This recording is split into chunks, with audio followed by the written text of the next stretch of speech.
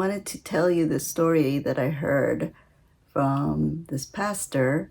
When he was a 16-year-old boy, he had just gotten his driver's license, and what he wanted to do was take his girlfriend out for a date.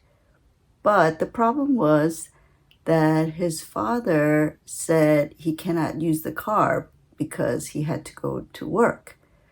But being the 16-year-old boy that he was, he really, really wanted to go out on this date.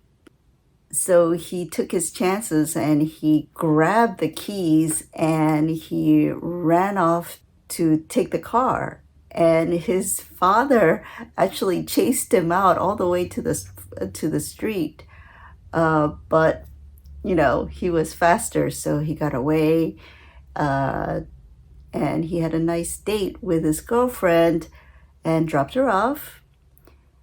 But when it was time to go back home, there was a time of reckoning, right? And he was filled with dread because his father was a big, brawny guy. So he was very afraid to go back home. And he almost didn't even go home. He was thinking, oh no, I don't want to face this. But he remembered in the back of the house, there's a latch in the window that he could open the door with.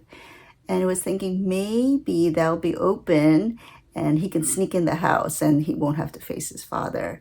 So he checked the latch, and by a miracle, it was open. He slowly opened the door, crept in the house, and went to sleep. And his father didn't bother him.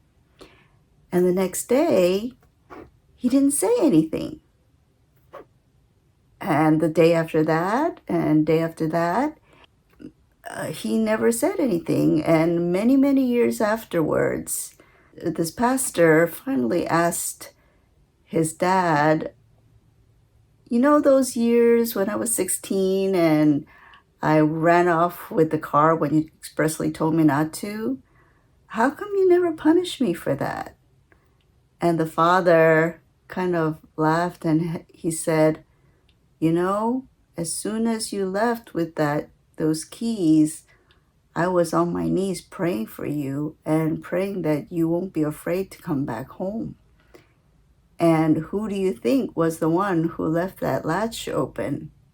This story reminded me of the prodigal son, and this is the quote I want to share with you.